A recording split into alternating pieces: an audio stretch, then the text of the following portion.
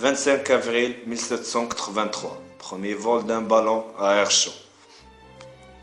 La Montgolfière, réalisée par Joseph et Étienne Montgolfier. Le 19 septembre, les frères Montgolfier effectuent une démonstration de leur ballon à air chaud devant le roi Louis XVI. Le ballon emporte un mouton, un canard et un coq jusqu'à 500 mètres d'altitude. Ils reviennent sains et saufs. Et le 15 octobre, Jean-François Pilâtre Desrosiers effectue un vol de 4 minutes et 24 secondes avec le ballon captif des frères Montgolfier gonflé à l'air chaud. Benjamin Franklin est particulièrement célèbre pour ses travaux dans le domaine de l'électricité, notamment ses expériences sur la foudre. En 1752, il fit une expérience célèbre sur la foudre.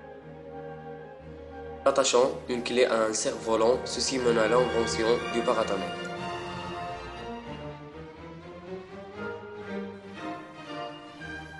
Le Britannique Jean Montagu, quatrième comte de Sandwich, a donné son nom au plat, le sandwich. Jean Montagu était un grand joueur.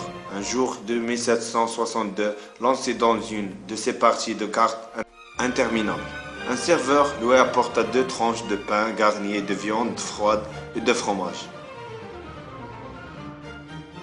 Il trouva que ce plat revêtait 2 qualités essentielles à ses yeux.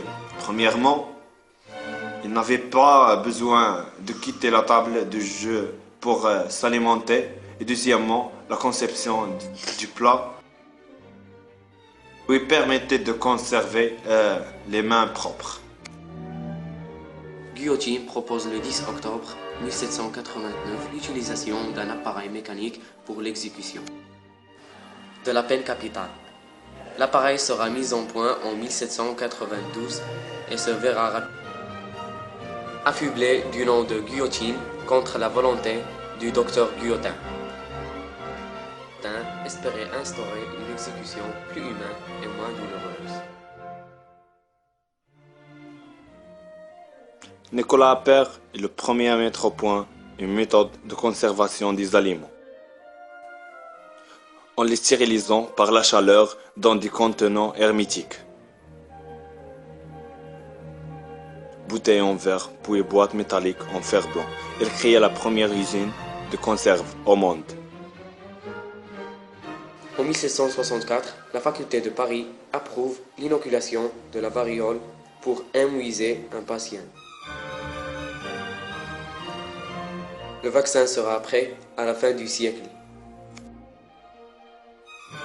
En 1780, en Angleterre, James Watt perfectionne les systèmes existants et invente sa machine à vapeur.